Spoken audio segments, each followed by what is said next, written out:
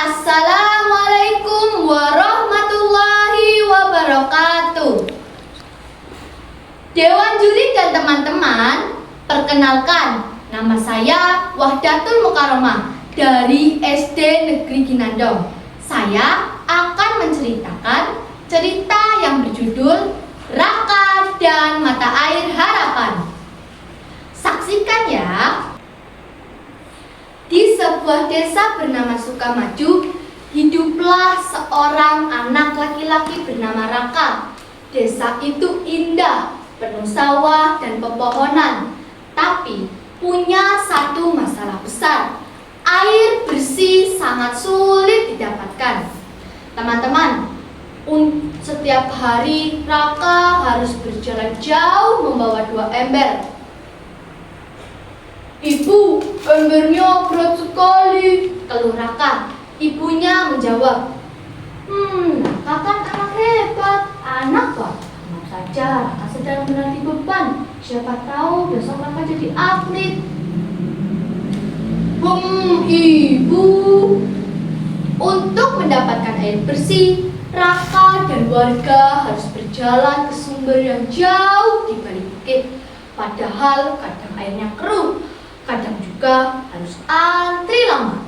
Suatu sore, Raka bertanya pada ibunya, "Ibu, kenapa ya desa kita tidak punya air bersih dekat rumah?" Karena belum ada yang bisa menemukan cara membawa air bersih ke sini. Kalau begitu, Raka ingin jadi orang yang menemukan cara itu. Itu mimpi yang bagus, tapi ingat, butuh kesabaran dan kerja keras. Suatu hari warga desa berkumpul karena air di sumber mulai semakin kecil. Kalau begini terus, kita bisa kehabisan air, kata Pak RT. Seorang warga berkata, kapan ya bantuan dari kota datang? Biasanya kan ada bantuan. Raka yang mendengar itu menjadi berpikir dan berbicara di dalam hati. Kenapa ya kita selalu menunggu bantuan? Kalau kita belajar cara mengalirkan air ke rumah, kita kan tidak perlu menunggu. Kemudian di sekolah, Raka bertanya pada Pak Guru. "Pak Guru, air dari bukit itu bisa tidak ya kita alirkan ke sini?" Bisa. Kalau sumber airnya lebih tinggi dari desa, air bisa mengalir turun sendiri lewat pipa. Jadi air bisa jalan, tidak capek? Ya tidak. Air tidak punya kaki, tapi punya jalan. Setelah mendengarkan penjelasan dari Pak Guru, Raka mulai mencoba dengan alat sederhana. Ia menggunakan selang kecil dan botol bekas. Awalnya air memang mengalir, tapi sebentar saja, kok berhenti ya? Kata Raka bingung. Ia mengecek dan menemukan selangnya bocor. Ini seperti ember bocor. Isi banyak, keluarnya juga banyak.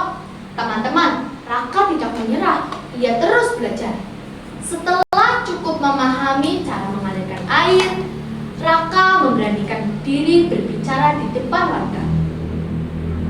Bapak, Ibu, kita punya mata air di bukit yang lebih tinggi dari desa. Sesungguhnya air itu bisa kita alirkan ke sini. Raka menjelaskan dengan sederhana. Pertama, kita cari sumber air yang lebih tinggi dari desa dan masih jernih. Kedua, kita buat penampungan kecil di sana supaya air terkumpul. Ketiga, kita pasang pipa dari atas ke bawah menuju desa. Keempat, kita pastikan pipa tidak bocor dan jalurnya aman. Warga mulai bekerja. Ada yang menggali tanah untuk menanam pipa, ada yang membantu membawa bahan, ada yang membuat penampungan dari batu dan semen sederhana. Setelah beberapa hari bekerja, Raka berkata, Sekarang kita coba alirkan airnya. Yuk, yuk, yuk, yuk. Semua warga berkumpul. Air mulai mengalir pelan di dalam pipa. Lalu, keluar! Airnya keluar! Teriak seorang anak. Warga bersorak gembira. Hore! Raka, kamu bukan hanya membawa air, tapi juga membawa semangat baru bagi warga.